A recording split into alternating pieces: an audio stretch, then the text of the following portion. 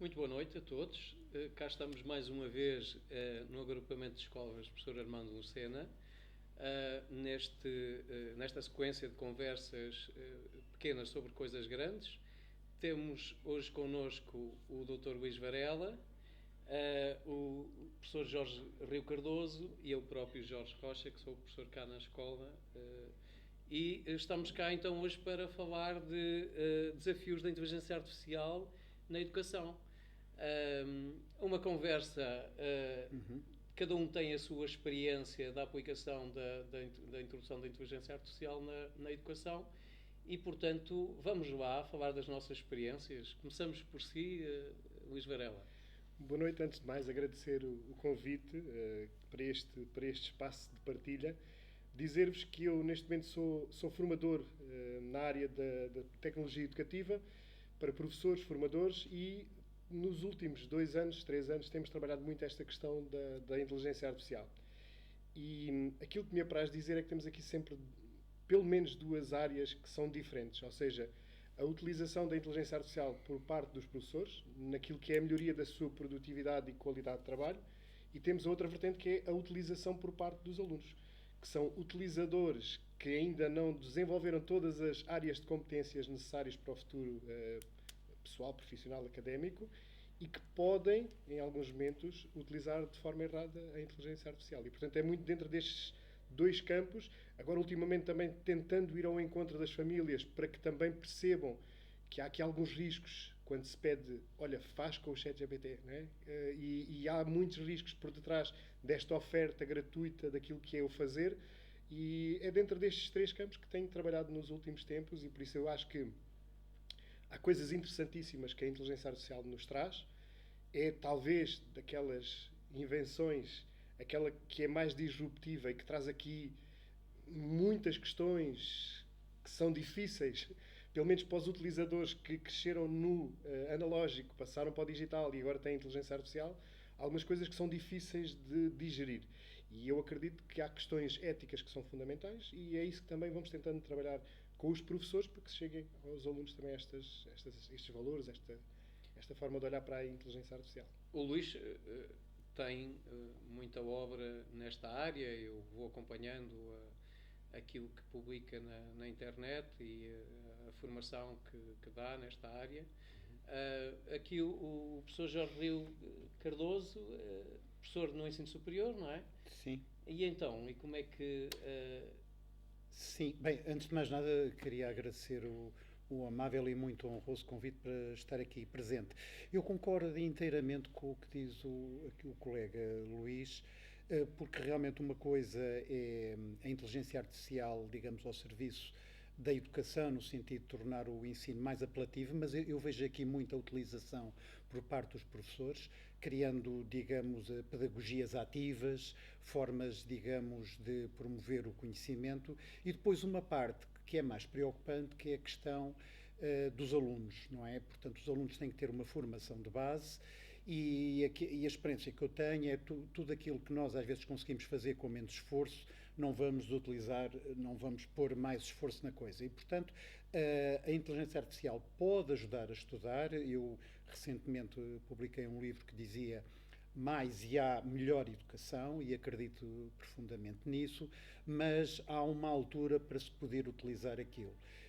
Eu acho que todos nós conseguimos utilizar bem a inteligência artificial porque temos um background que nos permite, que já sabemos o que é que andamos à procura. Agora há outra coisa que é, enfim, fazemos perguntas e está ali qualquer coisa que nós, digamos, não aprofundamos, quer dizer, estamos quase a palrear aquilo. E, portanto, aí acho que não conseguimos chegar a aprendizagens profundas, significativas, e isso faz com que as aprendizagens não tenham sido conseguidas. E o que é que eu chamo aprendizagens conseguidas? É quando me ensinam aqui na Malveira e eu consigo transpor aquilo para uma realidade menos desenvolvida, em África, na América Latina, ou para outra mais desenvolvida, nos Estados Unidos, ou então imaginar como é que aquilo há de ser daqui a 10 anos, quer dizer, é a chamada translação de conhecimento. E, portanto, há que ter muita cautela, aliás, como disse o colega Luís, há que ter muita cautela com a inteligência artificial, porque pode ser um perigo quando mal utilizado. Ou seja, eu habituo-me a pendurar na inteligência artificial, ela faz-me trabalhos, ela faz isto e faz aquilo.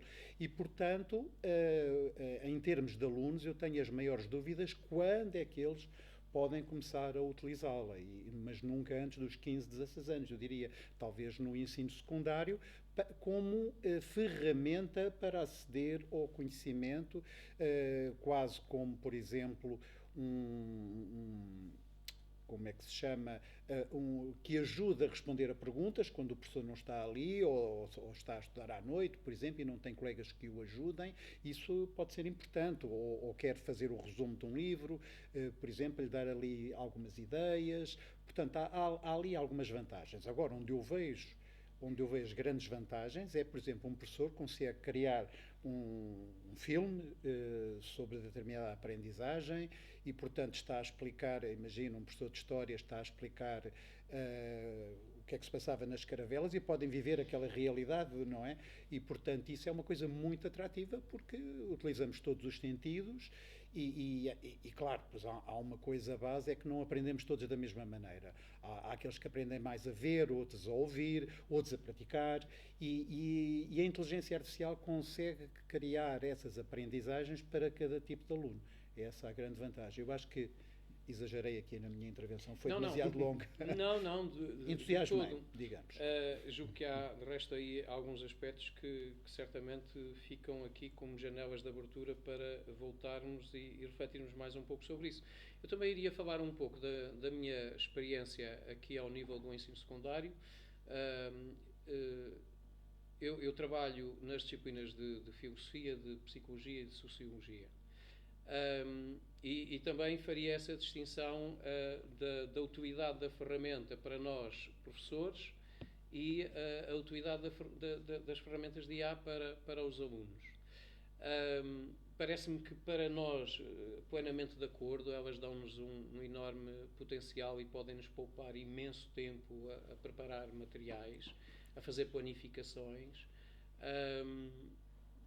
Na questão da avaliação, inclusive na questão da avaliação, estava inclusive a trocar impressões com a semana passada com um filho meu que tem estado a fazer mestrado na Suíça e o orientador dele dizia-lhe que estava a usar a inteligência artificial para avaliar os alunos e submetia os trabalhos dos alunos à inteligência artificial.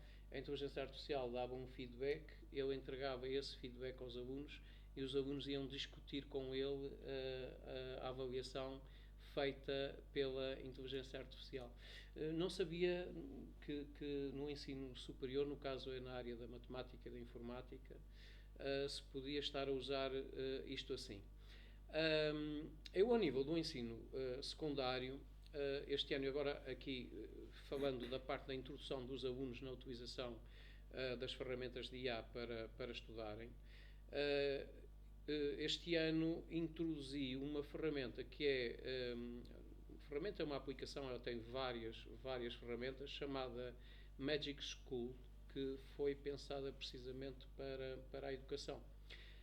E tenho usado, na verdade só tenho usado uma das ferramentas, que é o chatbot personalizado. Ele tem a particularidade que o distingue do ChatGPT, do Gemini e de outras, que é nós carregamos a informação que queremos que ele trabalhe e ele depois trabalha essa informação ou por outra. Essa é a informação de treino dele que ele vai usar no diálogo que mantém com os alunos. É o primeiro ano que estou a utilizar isso e, portanto, estou cheio de curiosidade para fazer depois um balanço final. Tenho vindo a fazer balanços intermédios e a verdade é que me parece que tem ali um enorme potencial. Como dizia o Luís, nós estamos perante uma ferramenta que é profundamente disruptiva. Realmente isto parece, eu por vezes digo, isto parece um milagre, não é?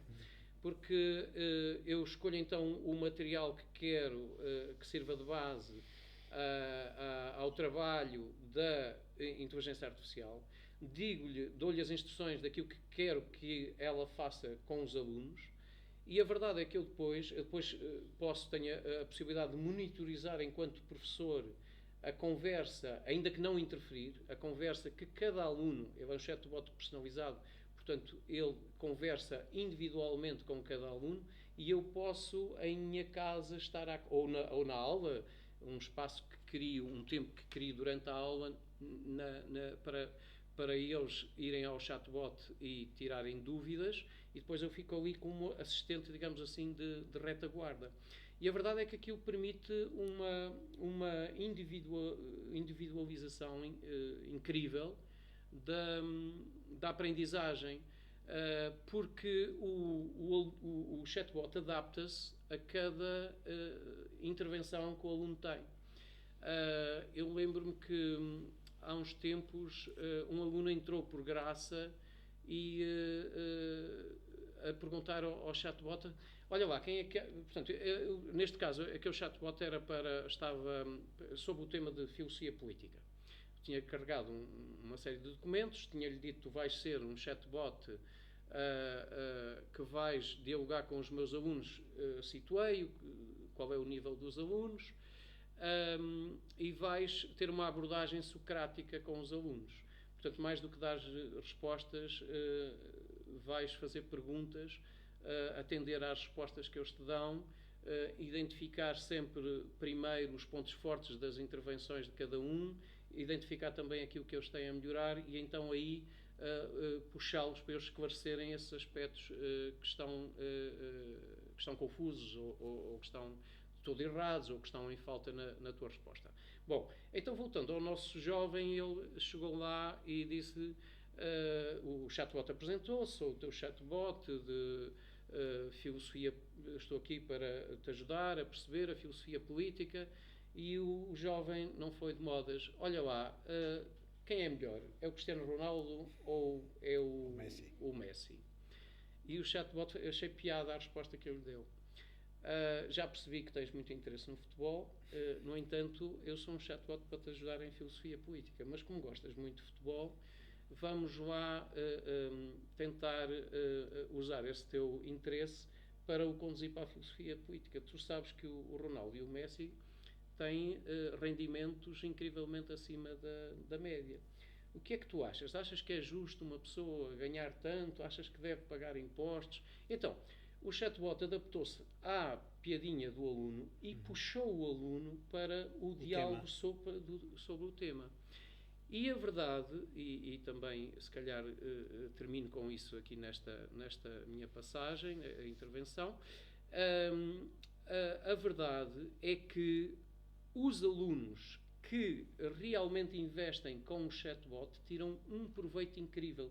Eu até costumo dizer que sinto que sou eu que estou em diálogo com eles através do chatbot, como se o chatbot fosse uma espécie de prolongamento de mim próprio, com a vantagem de que eu, quando estou com um aluno, não posso estar com cada um dos outros, e eles então, através do seu aparelho, estão cada um deles comigo, ainda que ao mesmo tempo e a terem a atenção individualizada. Acho isso incrível, porque realmente o chatbot cumpre as definições que nós lhe damos. Quando nós dizemos faz isto desta e daquela maneira, ele realmente adapta-se e faz isso. E então, onde é que eu vejo a maior dificuldade, e não sei se a vossa experiência é semelhante? Alunos sem paciência, porque lá está, eles para aprenderem, para que aquilo não seja um debitar de respostas e depois memorização, o chatbot vai fugir a isso e vai puxar por eles, não. Mas antes de te dar a resposta, gostava de perceber melhor o que é que tu pensas, e faz-lhes uma pergunta. E muitas vezes os alunos dão uma resposta a despachar. E aquilo que tem sido ultimamente o meu trabalho com eles é: vocês têm que ter paciência, vocês têm que responder mesmo com o maior detalhe que for possível, porque quanto mais detalhada for a resposta, mais dados vai dar ao chatbot para ele interpretar a compreensão do aluno, os pontos fortes e os pontos fracos dessa compreensão, e então interagir com ele. E quem o tem feito, e estou a tentar que isto alargue, porque inicialmente o que é que eu percebi? Que que os alunos que habitualmente tinham melhores resultados eram aqueles que também tiravam mais partido do chatbot, porque são alunos mais pacientes, são alunos que têm já mais hábitos discursivos, que elaboram respostas mais completas e com isso tiravam mais partido. E os outros estavam a tirar menos. Portanto, aqui, nesta altura, o meu grande desafio é treinar a paciência dos alunos. Dizer, vocês têm que ser pacientes. Claro que isto é um trabalho difícil porque isso implica tempo. Implica dizer, não, agora vou trabalhar com o chatbot, mas vou com 15 minutos, 20 minutos do meu tempo, meia hora, porque depois ele fica ali, vai puxando e vai passando pelas diversas matérias. Mas esse treino da paciência é muito importante. Se houver paciência para trabalhar com ele, acho que inequivocamente ele é muito útil. Toca-se aqui numa série de pontos. Toda esta integração é muito recente, é muito verdinha, como eu gosto de dizer nas minhas formações. E nós não temos muitas certezas. Estamos a começar a ter contacto com este tipo de ferramentas, que está numa envolvência que também é diferente daquilo que sempre foi. O meu achismo é que o acesso à informação nunca mais vai ser como foi. Creio que as competências de investigação vão cada vez mais ser diferentes daquelas que eram, porque o acesso é muito mais rápido, organizado e estruturado. O que muda, provavelmente, é a forma como se aprende em todo este processo. E aí, aquela questão que tocas tem a ver não só com a inteligência artificial, tem a ver com tudo o que é mídia social ou redes sociais, que exige coisas muito rápidas. E exigindo coisas muito rápidas desde muito cedo a estas crianças e jovens, eles estão nesta rotina. Portanto, o cérebro deles não está habituado a trabalhar de uma forma paciente e demorada. E isto relega-nos para outra área que não tem a ver com a inteligência artificial, se calhar tem a ver com outras questões relacionadas com a utilização indevida dos telemóveis desde muito cedo e dos outros equipamentos móveis desde muito cedo. Existem regras e leis que não o permitem, mas se na família as contas são criadas desde o primeiro ciclo, é difícil contornar tudo isso por muita educação para a cidadania ou a utilização digital que se faça na escola. Portanto, o que me parece é que desde muito cedo estas crianças estão sujeitas a muitos estímulos rápidos e o cérebro deles vai se habituando a essa forma de estar na sua vida, seja na escola, seja em casa, seja onde for. Por isso é que se calhar séries, nas maratonas séries mais curtas têm mais sucesso.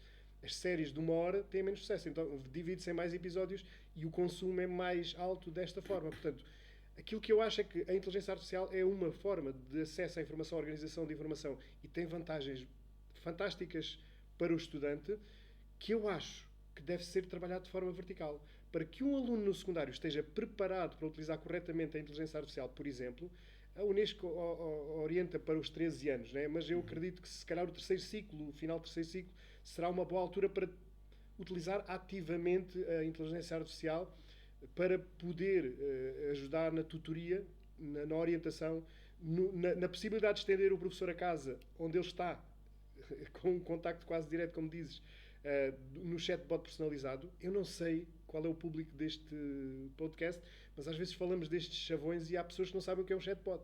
Sabem ou acham que sabem o que é o ChatGPT, mas calhar quando se fala de chatbots personalizados, são programas de conversação, ao fim e ao cabo, com a inteligência artificial.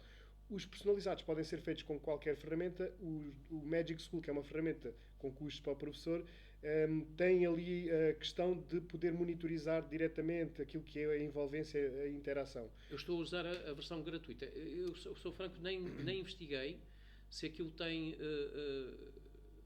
versões pagas. Sim, com mais qualidade nos resultados e na análise da informação. Ok. Pronto. Mas o Gemini, que é o chatbot da Google, também permite criar um Gem, que é um chatbot personalizado, onde tu carregas a informação e ele também permite interações de tutoria com qualquer tipo de modalidade que tu lá configures. Pronto. Este tipo de ferramentas, para ser usado corretamente, seja pelo professor, porque a grande maioria das pessoas não sabe disso, ou pelos pais, que a grande maioria não sabe disso, para colocar os alunos na utilização da inteligência artificial, que não seja só de debitar informação, que é o que faz, ou seja, o aluno chega lá e sabe que vai ter as informações. Vai acreditar nelas, que aí depois é outra questão que podemos... vai acreditar nelas à primeira interação. Mas ele vai à espera de respostas. é muito estranho para ele quando chega lá e num chatbot personalizado tem um chatbot a fazer-lhe perguntas. Acho que eu tenho esse feedback dos meus alunos. Ai, professor, ele é tão chato, faz tantas perguntas. Eu queria era que me desse logo as respostas. Exatamente. Mas justamente, aliás, essa é uma questão que me é muito levantada. Como tu estás a fazer isso em filosofia, não é suposto, em filosofia treina-se o espírito crítico, como é que tu... Não, mas o incrível é que as minhas aulas não são expositivas. Nunca foram expositivas. Eu não digo que não tenham momentos mais estruturados de exposição, mas são essencialmente dialógicas. E sim, o chatbot é profundamente dialógico e é profundamente estimulante do raciocínio do aluno. Eu exijo mesmo, antes de dar a resposta, como eu dizia, eu exijo que o aluno responda a uma pergunta que ele faz. E depois faça a resposta dele. Olha, mas aí, já agora deixa-me puxar por ti mais um pouquinho. Depois dá um feedback, se a resposta for boa, diz, uau, fantástico, estás mesmo a pensar como um filósofo. E vai dando também este... Motivação. Sim, este lado mais motivacional. E depois, mas no entanto, na tua resposta, vamos lá ver o que é que poderias melhorar. Isso, e agora tens este ponto. E agora sobre isto diz-me o que é que tu pensas. E o aluno é obrigado a pensar. E daí a tal paciência. Se o aluno se dedicar a isso, eu tenho alguma expectativa sobre os alunos que no final do ano se vão propor a exame e que vão, portanto, trabalhar mais intensamente as aprendizagens essenciais de filosofia e de forma mais intensa, mais dedicada, com mais tempo, etc.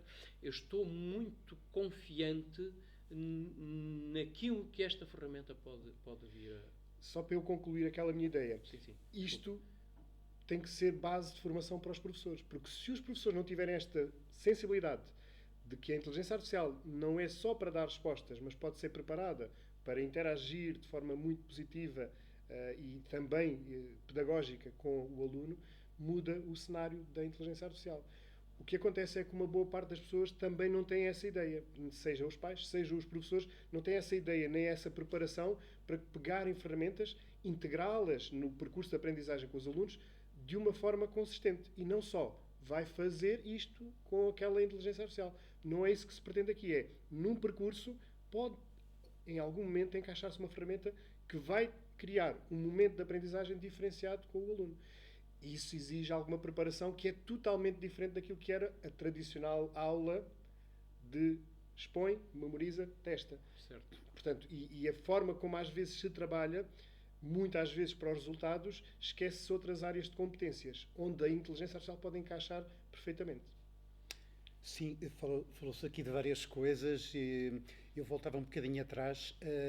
O colega Luís Varela falou aqui num ponto que eu acho que é fundamental, que é a questão das neurociências, ou seja, como é que é a transformação no cérebro do aluno. E é claro que eu vou dando o meu ponto de vista, todos nós trazemos isso, mas há que fazer um estudo, digamos, mais aprofundado, nomeadamente a utilização dos telemóveis, como foi aqui falado, tudo isso, porque hoje os miúdos, os alunos, não são estimulados, são hiperestimulados. E depois, como dizias e muito bem, há ali uma parte que é voltar à calma, voltar à reflexão, e é por isso que eu acredito muito que na escola é muito necessária a inteligência, a educação emocional. Ou seja yoga, seja meditação, tudo isso é muito importante. Eu digo isto com certa vontade, porque eu tenho um filho aqui no agrupamento, a minha mulher é monitora de yoga e tem feito numa das escolas, na Artur Patrocínio, em termos de voluntários, e isso é muito importante e vê-se realmente os resultados. Realmente a inteligência artificial acho que é muito boa ao serviço dos professores, nomeadamente diminui uma das principais queixas dos professores, que é a carga burocrática, que realmente é absurda. E por isso, na feitura de relatórios, na correção, como muito bem disse o colega, de exames, porque nós, quando estamos a ver 30, 40 exames, claro, no último, se calhar já não estamos exatamente com o mesmo critério do início, e não é só isso, é que quando a inteligência artificial, evidentemente, corrige, aquilo é exatamente igual ao mesmo critério. Eu, de repente, vejo que os resultados não estão muito bons, posso, num dos critérios, modificar, porque aquele critério era um critério em que quase todos, digamos, cumpriam. E faz-me um relatório das falhas que aquele aluno ainda tem. E a partir daí eu posso sugerir-lhe, que é uma coisa que dificilmente, quando estamos a corrigir um exame, fazemos, o que é que ele precisa de ler, leituras complementares, situações engraçadas, e isto aqui cria os alunos nesta fase. E todos nós, no fundo, gostamos daquele elemento do jogo, da brincadeira, e quando às 2x3, à medida que respondemos de forma positiva, vamos subindo de nível, vamos nos transformando num expert, uma coisa qualquer, isso é um estímulo, é uma motivação, como falávamos há bocado, e a inteligência artificial pode trazer isso. Ou seja, o que eu quero dizer é que os alunos às vezes podem estar a utilizar as situações que lhes são propiciadas sem reparar nisso, não é? Ou seja, claro, mais tarde, claro, aquilo vai fazer parte do dia-a-dia, mas eu acho que há uma preparação de base que eu tenho receio que eles possam não ter se começam demasiado cedo a lidar com... Se eu posso fazer aquilo sem esforço, porque é que agora tenho que estar a pôr aquilo na cabeça? Porque é que... Também será uma questão de paciência da própria sociedade em dizer, não, Sim. até nós agora temos, nos últimos dias, vindo ao público notícias da evolução em Espanha, não é? Com a proibição da utilização das redes sociais sem autorização parental, julgo que até aos 16 anos, e portanto sei que o nosso governo também está a estudar um caminho por aí. A primeira experiência já há algum tempo feita na Austrália, e também a Europa, os países europeus já podem aprender com essa primeira experiência. Parece que tiveram alguns problemas, segundo notícias que li, com a questão de eles tornearem a proibição com a questão da verificação da idade. Daquilo que li sobre o governo português, parece que há aí uma pista que pode vir a ser muito útil, que é usarem a chave móvel digital para autenticar a idade daqueles que abrem as contas. Isso parece ser talvez uma abordagem bastante interessante para conseguir realmente obstaculizar a que consigam tornear essa questão com perfis falsos, com identificação falsa da idade.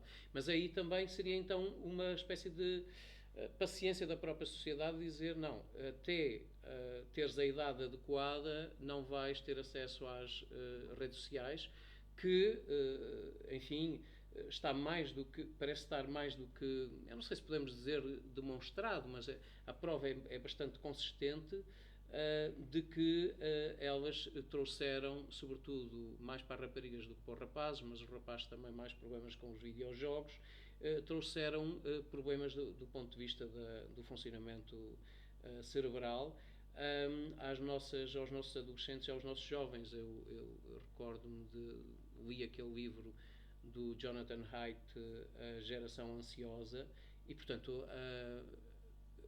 a prova parece muito consistente.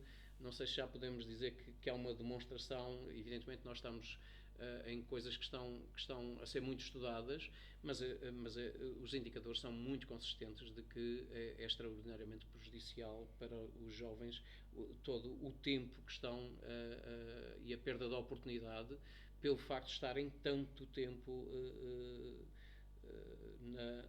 na internet e nomeadamente nas redes sociais. Isto eu não gosto da palavra proibir. A permissão para a utilização, parece-me que sim, pode ser agilizada, mas da experiência que eu vou tendo e naquilo que é o web ou dark web, há alternativas sempre. Portanto, eles vão encontrar sempre alternativas. Eu gosto de me focar muito e gosto de trabalhar isto também com alguns professores, porque é muito mais difícil educar para do que proibir. Proibir é fácil. Encontrar as estratégias para proibir, encontram-se mil e uma. Mas a educação para a utilização, que vem de muito cedo, é mais difícil, porque não exige competências só da escola ou dos professores, exige também ao nível da família. E isto é muito complexo implementar. Agora, aquilo que me parece é, por muitas proibições que venham a surgir, vai haver sempre alternativas, de certeza, para que se consigam ter essas ou outras redes sociais em funcionamento. A não ser que depois aí, no panorama e naquilo que é o ecossistema digital, existam ferramentas bloqueadoras totais, como em alguns países acontece. Sim. Portanto, e aí depois vai-se para outras liberdades, que depois leva a uma série de questões. Mas eu compreendo claramente O excesso nunca foi amigo daquilo que são as boas práticas, seja como for, né? E na tecnologia isso também acontece e nós percebemos que todos os algoritmos, pelo menos estes que nós conhecemos, estão muito preparados para a viciação, né? Para a dependência, e muito preparados para entregar conteúdo de pouca qualidade. Fala-se... Sensacionalista. Isso também um que é pouco. isso que também prende um a pouco. nossa atenção, Sim, não é? exatamente. Eles querem aprender a nossa Ou atenção. seja, mais de entretenimento do que aprendizagem. Porque, ao que parece, existem alguns países que têm algoritmos diferentes. E Sim. aquilo que entregam nas redes sociais é conteúdo científico, conteúdo cultural, conteúdo na área das letras, várias áreas. E isto é trabalhado sobre desde... a China é isso, não é? Exatamente, sim. Ou seja, ao que parece, que também não tenho um contacto direto com a totalidade, vamos ouvindo um pouco daquilo que se fala do que é esse algoritmo, né? Mas ao que parece a entrega é muito diferente. Portanto, será que o problema está na rede social ou será na forma como o algoritmo está preparado na rede social para criar condições para que estes jovens fiquem num mundo que é um mundo virtual e que fujam muito daquilo que são as necessidades dos países e que se calhar isto interessa a muita gente, né? Que tenham muita gente de Tal mente. economia da atenção, não é? Que Sim. captam a nossa atenção. Exatamente. E viciam-nos. O marketing funciona com a atenção. Exato. Portanto, toda a neurociência que está trabalhada por detrás do marketing está direcionada para este tipo de consumidores que quer atenção e quer chamadas de atenção. Mas aí parece-me que o fator idade é absolutamente fundamental. Porque, evidentemente, uma coisa é nós estarmos a falar de jovens de 18 ou de 20 anos, outra coisa é nós estarmos a falar de crianças de 12. Porque o nível de maturidade intelectual para a gestão da sua própria vida, de terem objetivos de vida e fazer a gestão do seu recurso mais importante, que é o tempo, não é? É diferente a preparação que uns e outros têm claro. Devido à maturidade. Pois, eu realmente, tal como o colega, eu tenho as maiores dúvidas que havia seja a proibição. Até porque temos que ver com quem é que estamos a lidar. Estamos a lidar com adolescentes, em que há aquela rebeldia. Eu lembro-me muito bem, enfim, no meu tempo não havia redes sociais, mas havia tabaco, não é? E, portanto, havia aquela, não posso, então agora é que eu quero mesmo, não é? E às vezes até na própria sociedade há muito isso. No domingo houve eleições, não é? E havia ali uma facção, o melhor era não haver. Então, no meu caso, eu quis ir votar até mais cedo, está a ver? Quer dizer, agora é que eu vou mesmo, agora não falho. E, aliás, o nível de abstenção até baixou, porque às vezes quando se diz, não podes, agora é que eu quero, não é? Portanto, temos que, a palavra eu acho que chave é responsabilização. Eu confio em ti, há regras de utilização, ok, não é bar aberto, não é? Tens estas horas em que tu podes fazer aquilo que muito bem entendas, com responsabilidade, pode haver o controle, evidentemente, mas habituá-lo, digamos, nós confiamos em ti. Não é dizer, olha, não te vou dar isso porque já sei o que é que ia acontecer, porque tu não sabes, tu não percebes nada disto, vocês adolescentes são todos irresponsáveis. Não, devemos dizer o contrário, porque a proibição cria um bocado aquele incentivo, não, eu já consegui, pronto, qual era o líder na escola, aquele que as raparigas gostavam, ou a líder, era o mais malandro, não é? Assim, ninguém quer que ele fume, mas ele consegue fumar. Ele consegue trazer o maço de tabaco escondido, ou outra coisa qualquer. Portanto, era o bad boy, não é? E, portanto, aqui os bad boys aplicados são aqueles, não proibiram as redes sociais, mas ele tem, quer dizer, não, olha... Bem, quer dizer, toda a gente se sente atraída, não é? E, portanto, eu acho que o melhor não é ir pela proibição, claro, regras de utilização, sem dúvida, e dizer, digamos, o que é que se pode ou não fazer. Por exemplo, às vezes os pais fazem essa questão, ele está sempre nas redes sociais, como é que eu faço? É claro que depois há indicadores de alerta, está a perturbar o sono, ele anda obcecado com aquilo, muito bem, então cria-se regras de utilização, das tantas às tantas podes fazer, continua, digamos, a prejudicar o sono, a opção continua, então vou encurtar um bocadinho essa utilização, ou seja, na medida em que ele mostrar responsabilidade, então conquista a sua liberdade e aquilo que ele gosta, e portanto nós podemos aproveitar uma coisa que ele gosta, no exame que estamos a dar as redes sociais, para negociar e trazer aquilo que são bons comportamentos. Porque isto, digamos, nós para chegarmos ao objetivo, geralmente devemos... Há um princípio, e peço desculpa de trazer aqui um teórico, que é o princípio de Premark, que diz mais ou menos isto.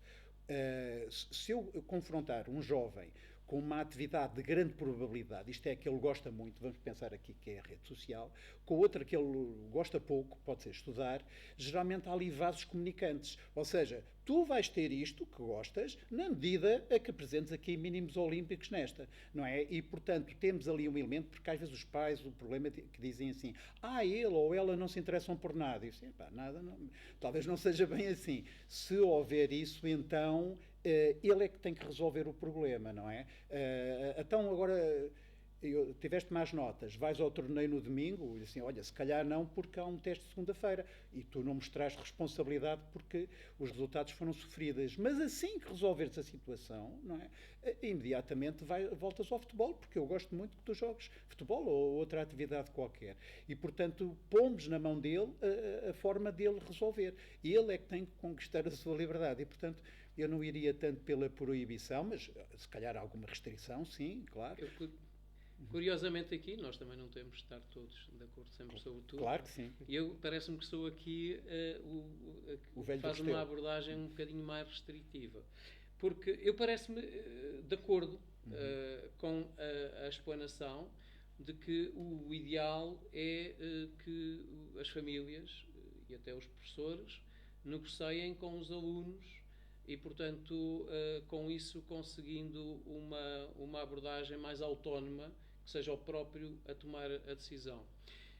A mim, o que me parece também é que isto encaixa numa sociedade que, de alguma maneira, ela própria tem aqui um problema de base, que é pouca interação que há muitas vezes no seio das próprias famílias. O que me parece é que, infelizmente, as famílias muitas vezes, ou muitas famílias, acabam por ter pouco acompanhamento dos seus educandos. E esse é o problema realmente mais profundo. Aí é que interessaria resolver. Se calhar, passageiramente, eu estaria para uma abordagem um pouco mais restritiva, no sentido em que, enquanto não for possível garantir isso, nós temos muitos adolescentes, até crianças e jovens, a terem uma utilização pouco responsável e acabarem por ir para uma situação, ou se encontrar numa situação com um impacto já tremendo do ponto de vista da saúde emocional e do ponto de vista de uma espécie de viciação cerebral. Porque tudo isto da negociação, etc., exige esse acompanhamento, exige esse tempo, exige essa presença.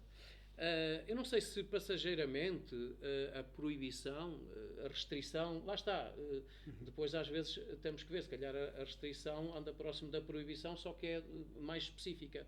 E idealmente se calhar é por aí. Porque em todo caso nós também temos tradicionalmente áreas em que já há proibição. Há a proibição da aquisição de armas, por exemplo. Só a partir de certa idade é que se pode adquirir armas e tem que ficar devidamente registado. E parece que é um pouco essa a linha que a atual abordagem governamental está a ir. O álcool, armas ou álcool. Esta abordagem governamental, aquilo que me recordo de ler sobre Espanha é que dos 13 aos 16 eles poderiam utilizar desde que tivesse o registro com autorização parental. Lá está. Aí já temos a família a corresponsabilizar-se. Falta saber se depois as famílias desempenham o seu papel de autorizam, mas monitorizam. Falta saber, mas isso só a prática é que nos irá mostrar, se autorizam e depois se demitem na mesma e, portanto, isto acabará por não ter efeito. No caso mas eventualmente até teríamos a circunstância de, nos casos em que claramente o adolescente e o jovem tivessem a dar mostras de estarem a ficar demasiado, entre aspas, agarrados, os pais retiravam-lhe essa autorização, pelo menos passageiramente, e depois avançar por uma fase de negociação. Pois, bom, peço desculpa, eu acho que na escola têm que ser todos iguais, não é? Uns têm a autorização do pai, porque é mais liberal. Sim, eu estava a pensar do ponto de vista das famílias. Muito bem, em casa, pronto, eu não discuto. Eu até acho que é óbvio, a questão de a legislação existe, só que não é minimamente monitorizada. E aí parece-me que a responsabilidade da família é maior. Porque atualmente é aos 13 anos para ter a conta no TikTok, Instagram, o problema não é dos 13 para a frente. É o que é que aconteceu dos 4 aos 13. E esse percurso dos mais jovens parece-me que é, se calhar, aquele que é mais sensível, porque é ali que a criança está em contacto com informações, com quantidades de informações, com tipos de informações que se calhar não são adequados minimamente a uma criança que tem um telemóvel aos 5 anos ou 4 anos. E aí parece-me que é uma irresponsabilidade dos pais em deixarem criar conta, porque é o pai que cria conta, ou a mãe. E este podcast provavelmente vai chegar a muitas famílias. O grande erro pode estar aqui. Não é, se calhar, que ele tenha o Instagram aos 13 anos. É, antes disso, o que é que aconteceu. Porque nesses anos todos, a preparação do cérebro daquela criança está muito direcionado e afunilado para aquilo que é o interesse das redes sociais. Se calhar com 13 anos e não tem essa maturidade. Se calhar o subir a data de inscrição aos 15 ou aos 16, para mim poderia fazer sentido, desde que bem fundamentado, eu parece-me que está tudo bem. A mim o maior perigo que me parece é os mais novinhos, que não são eles que decidem, são os pais que decidem. Em muitas sessões de sensibilização no primeiro ciclo, segundo ano, terceiro ano, quem é que tem TikTok? Quem é que tem Instagram? São uma grande maioria. Eu digo assim, não é possível. E isto não é a criança que tem a culpa. A criança não é responsável. É responsável quem coloca nas mãos destas crianças estes equipamentos. E é muito fácil entretê-los, o tal acompanhamento feito por um tablet ou um telemóvel, que antes era mais a televisão, mas que é dado desde muito cedo. E eu parece-me que aí pode estar um grande desafio em cima da mesa, Sim. que a escola não consegue controlar. Claro. E o problema, peço desculpa. Temos pouco tempo, mas então. Sim, não é só dar uma chega, é também a formação, o que é que eles passam a achar do sucesso. E às vezes é o número de visualizações, é coisas assim desse género, são coisas um bocadinho efêmeras, não é? E aquilo que nós temos que passar é que os objetivos vai muito para além disso. Era só isto. Eu também gostava só de deixar uma nota sobre um aspecto atrás que talvez não tenha ficado tão claro quanto eu gostaria. Aquela ideia de a própria correção por exemplo, dos testes a ser feita por ferramentas de inteligência artificial. Eu fiz muito recentemente essa experiência. No caso com o ChatGPT, carreguei todos os documentos relevantes e depois tirei a identidade dos alunos e carreguei as respostas dos alunos. Uma coisa interessante que eu verifiquei foi o ChatGPT tem mais facilidade em ler as respostas dos meus alunos do que eu. Ele tem por vezes a caligrafia é horrível e ele tem uma capacidade inacreditável de captar a redação do aluno. Mas francamente, não fiquei satisfeito com o resultado. E, portanto, abandonei depois de algum investimento e voltei ao modelo tradicional de ser eu a verificar as respostas. Ele é perfeito a verificar as respostas curtas de computação ou de hierarquização de dados ou de escolhas múltiplas, etc. Mas respostas mais elaboradas, vi que as cotações que ele dá estão bastante afastadas daquelas que me parece razoável e, portanto, normalmente é demasiado generoso. Por vezes vê coisas nas respostas que não está lá, depois eu pergunto, mas onde é que estás a ver isso? Eu li a resposta e não encontro lá. Portanto, nesta fase, para a filosofia, não me parece que ainda tenhamos atingido aqui um grau de fiabilidade. Se calhar na matemática, lá está, na área onde o meu filho trabalha, é capaz de ser mais fácil, porque as respostas são mais objetivas, não é? Aqui na filosofia parece-me um pouco mais difícil. Eu sei que nós temos perguntas do público, não é? E então, se calhar, não sei se querem alguma nota, se não passávamos a essas perguntas. Muito bem. Ora bem, então, como é costume, a voz do além, não é? É uma coisa engraçada que as perguntas que vão sendo feitas ao longo acabam por ser respondidas um bocadinho por vocês, o que tem sido engraçado. Mas eu vou fazer o seguinte, eu deixo aqui sobretudo algumas delas nem serão perguntas, mas funcionam como tal, e façamos então, depois que vocês conseguirem fazer assim, uma espécie de um resumo. A primeira questão que está aqui, e eu penso que vou tentar dar, não é bem uma pergunta, mas é uma observação, mas faz sentido, e eu traduziria a pergunta desta forma. se o ChatGPT reúne o que se sabe, então não há criação de conhecimento. O que é que eu acho que esta pergunta ou esta afirmação pretende dizer? Então vamos andar aqui numa espécie de um círculo, não é? Que as respostas já são com base naquilo que já foi respondido alguma vez e não há um aumento de conhecimento disponível. Depois há aqui também uma pergunta que foi um bocadinho naquele momento do Cristiano Ronaldo e do Messi, e a pergunta é: esse que foi a resposta do ChatGPT não será também o modelo a seguir pelo professor? E eu presumo um bocadinho a ideia de que se o ChatGPT se adequa ao interesse do aluno, não terá o professor também que fazer isso, independentemente. E depois há aqui uma que eu vou juntar em duas, que alguém perguntava se não há que proibir os telemóveis. Acabaram depois por mais à frente ir dando essa resposta, não é?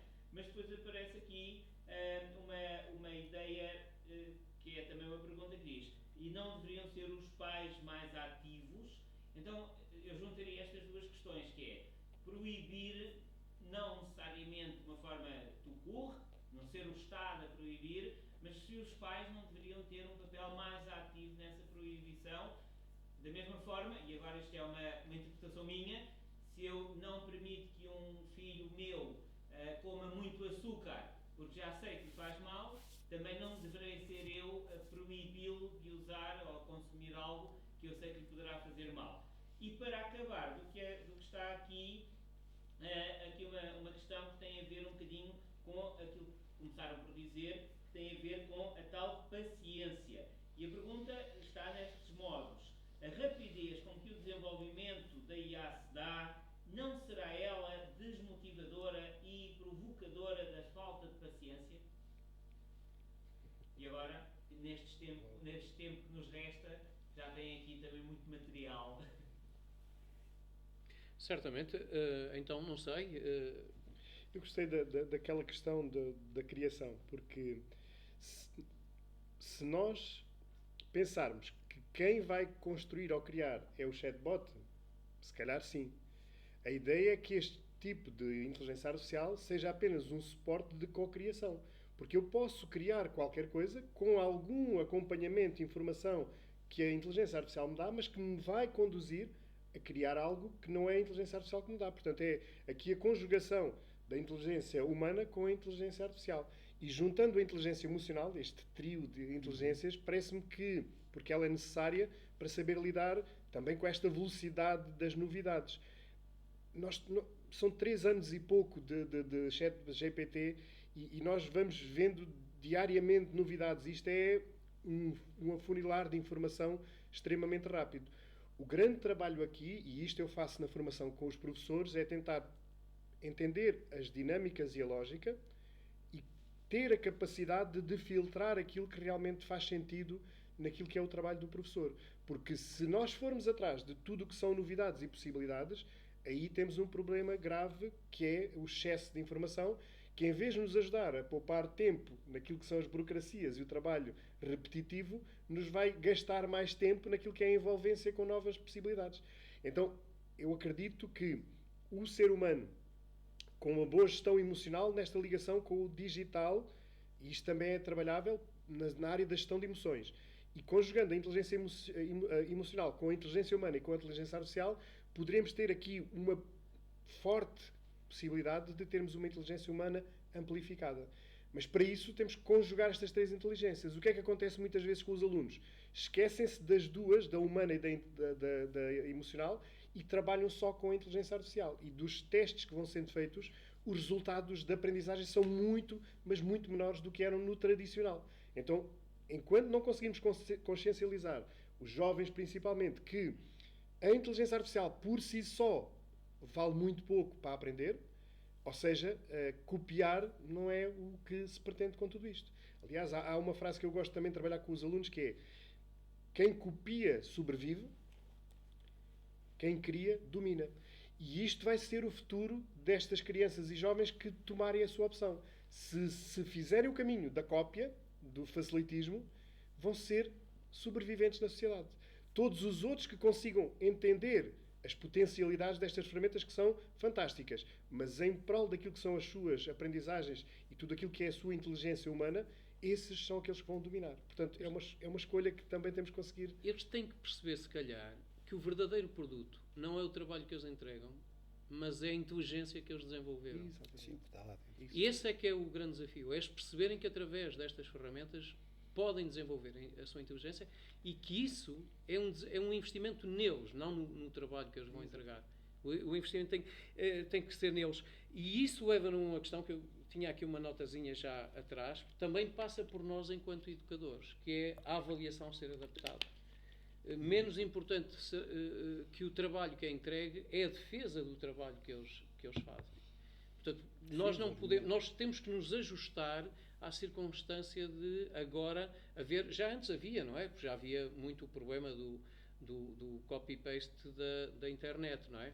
E agora isso ainda, se formos para essa abordagem passiva, é ainda muito mais simples. Mas nós, enquanto educadores, temos que perceber o tempo em que nós estamos e neste tempo temos nós próprios também nos ajustar e adaptarmos as nossas metodologias de avaliação para conseguirmos perceber se houve desenvolvimento da inteligência ou houve apenas a apresentação de um produto que é onde o aluno teve um papel perfeitamente passivo, não é? Deixa-me só interromper-te e peço desculpa. Não, faz mal. Tu tocas num ponto que é o fundamental e é aquilo que alguns agrupamentos já estão a estudar, que é quais são os princípios da integração da inteligência artificial num agrupamento na escola e naquilo que é o trabalho dos professores com os alunos. E esses agrupamentos, há um que é o do Carlos Pinheiro, que eu não me recordo qual é o nome do agrupamento em Sintra, que já tem alguns princípios da integração e uma delas tem a ver com a avaliação de produtos de investigação, que não vai ser feita pelo relatório, mas pela defesa do relatório. Portanto, o documento não tem quase valor nenhum, o que vai haver é um momento em que o aluno vai ter que defender aquilo que aprendeu com aquele documento. Absolutamente. E isto muda por completo, porque o que é o hábito do professor? Tem um guião de investigação, faz o relatório e ele avalia o relatório, que não é um problema da inteligência artificial. Que há uns anos atrás, e agora também há gente que paga para fazerem relatórios. Certo. Se eu tiver um pai ou uma mãe que faz muito bem os relatórios, também pode fazer. Ou um centro de estudos, que não é centro de estudos, mas é um fazedor de coisas. Que fez uma tese, não foi? E que alguém fez por ele, não sim, foi? Ouve-se que sim. Mas é isto, o problema não tem a ver com a inteligência artificial, isto é uma questão de caráter daquilo que são os valores humanos. Então, a inteligência artificial amplifica claramente. A forma como, se calhar na escola, se tem que trabalhar esta vertente da avaliação é que terá que se adaptar, porque se for só o relatório, aquilo faz em 2 minutos e adaptado à linguagem do aluno, que o professor vai pensar que foi ele que fez. Muito bem. Eu achei muito interessante a questão do Cristiano Ronaldo, do Messi, e se não será um modelo a seguir pelos professores. E realmente nós temos que perceber... Jorge, permita-me só uma nota aqui, voltamos, que eu depois também queria pegar nessa. Eu julgo que, desculpe, só para depois não ficarmos aqui desfasados, a questão da originalidade, não é? Da questão que nos vinha lá de baixo, eu lembrava apenas que alguns dos prémios Nobel que foram galardoados mais recentemente já fizeram uma investigação com apoio de inteligência artificial e, portanto, isso leva-nos à questão da colaboração que estava a dizer. Realmente, a inteligência artificial está a ajudar a descobrir coisas novas. Não dispensando o investigador humano, mas agindo em conformidade e em colaboração com ele. Gostava só de deixar essa nota assim e passávamos já à questão então do Messi, que eu também gostaria depois de comentar. Jorge, desculpe que eu interrompi. Dizia eu que a forma que nós temos de aprender, temos que ver como é que funciona o cérebro humano. E nós geralmente temos mais facilidade de aprender em 2 contextos. Um é quando temos uma espécie de âncoras, coisas que nós já conhecemos. E então qualquer conhecimento novo que venha vai ser ancorado nesse. E é por isso que às vezes é uma boa política nós perguntarmos aos alunos o que é que eles sabem sobre determinado tema antes de introduzirmos algo de novo. Depois, nós aprendemos sempre mais quando as nossas emoções são positivas, quando estamos bem dispostos. Porque quando ou estamos meio deprimidos, não queremos ouvir ninguém, quanto mais conhecimento. E, portanto, geralmente, eu quando faço o desenho da aula, há sempre momentos de descompressão, há momentos também de humor, porque o humor traz essas tais emoções positivas e ajudam a ancorar coisas novas e a que os alunos estejam motivados, não é? E, portanto, esta ideia de passar do Messi e fazer a translação para depois um conhecimento que eu quero, como fez e muito bem o programa, o chat, portanto, é qualquer coisa que o professor deve fazer. Eu às vezes perco mais tempo a criar situações divertidas que tenham a ver com o conhecimento em si, que eu estou a tentar passar, do que propriamente em apreender esse conhecimento, não é? E, portanto, claro, a aula depois também deve ser diversificada, porque não se consegue às vezes estar com atenção o tempo todo e aparecer um vídeo, aparecer um áudio, aparecer outra coisa qualquer, às vezes até responderem a uma pergunta qualquer que se faça, conseguindo, digamos, cativar os alunos para o conhecimento. Portanto, eu acho que esta coisa, ir ao mundo deles, que neste caso era o Messi e o Ronaldo, se calhar nas raparigas não seria tanto, mas pronto, para depois chegar onde eu quero, demonstra um grande respeito por eles. Não é? Portanto, ou seja, eu compreendo que tu gostes disso, mas agora estamos aqui a falar de outra coisa. Mas há aqui paralelos, se reparares. Exatamente. Pronto, a arte está nisso. O que eu achei aí, é uma breve nota, achei aí interessante, e também achei interessante que esta questão tivesse sido colocada daquele lado, é se esse não deveria ser um modelo para o professor. E eu diria sim, o professor não deve dispensar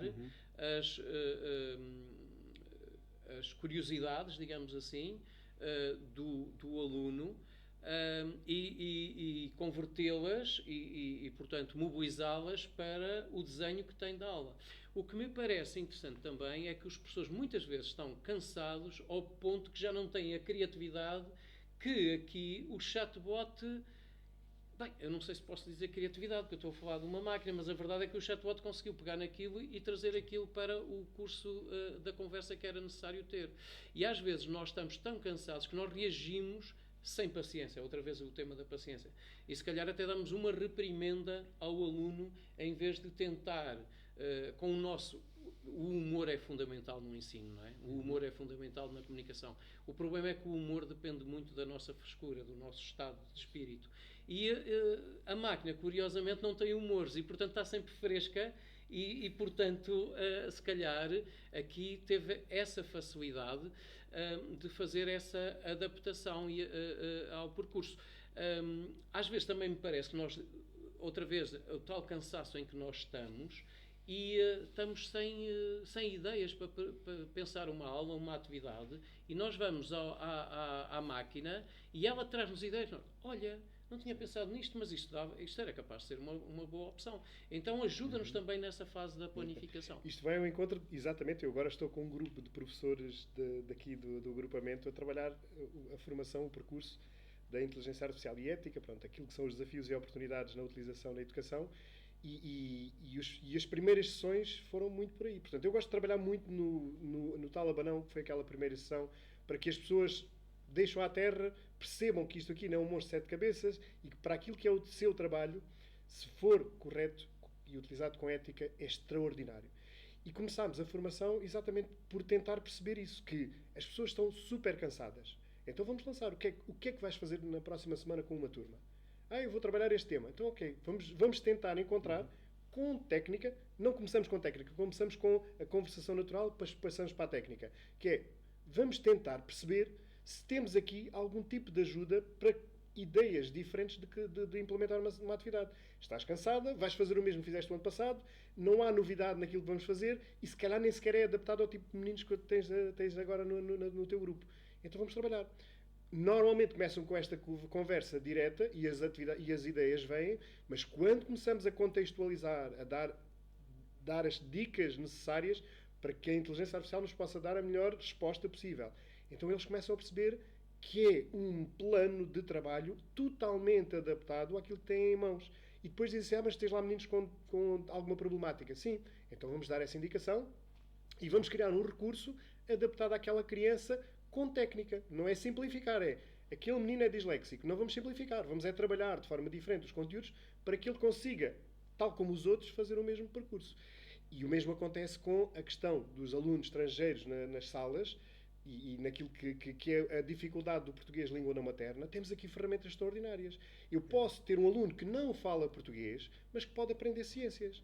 Ou que pode aprender a geografia. Porquê? Porque eu, ao mesmo tempo que vou trabalhando com os meus alunos em português de Portugal, posso ter os recursos preparados em hindu, em chinês, em francês, em qualquer língua. Então eu posso colocar estes meninos nas aprendizagens mesmo sem perceberem português. E o português vão desenvolvendo ao longo do tempo. Portanto, eu parece-me que é uma ferramenta que, se for utilizada de forma criativa, de forma consciente, de forma com técnica, né? Não é só porque sim, é com técnica, vão ter, de certeza, muito, muito trabalho simplificado, diminuindo a tensão naquilo que é o cansaço. E aí é uma disciplina individual, porque há pessoas que querem estar cansadas, porque ganham tempo, mas vão gastar o tempo noutra coisa qualquer porque o trabalho não acaba. Certo. E isto depois é a questão da gestão de tempo, produtividade e tudo o resto. Não é? Eu sei que ainda havia aqui duas questões, mas vamos pedir desculpa aos seus proponentes porque recebi indicações da Regi de que está interessante, muito interessante. Muitas coisas, obviamente, ficam aqui por abordar. O tema é interminável, não é? Mas também, por falar em paciência, não podemos abusar da paciência dos nossos ouvintes, até porque precisarão de descansar e temos que respeitar que o dia com certeza já foi longo para eles e precisam de descansar. Então, se calhar vamos dar por aqui, não sei se querem deixar alguma nota final. Não, agradecer mais uma vez o convite e disponham sempre. Muito obrigado pela vossa presença, foi uma sessão muito rica e cá estaremos em breve certamente com mais conversas pequenas sobre coisas grandes e muito obrigado pela presença.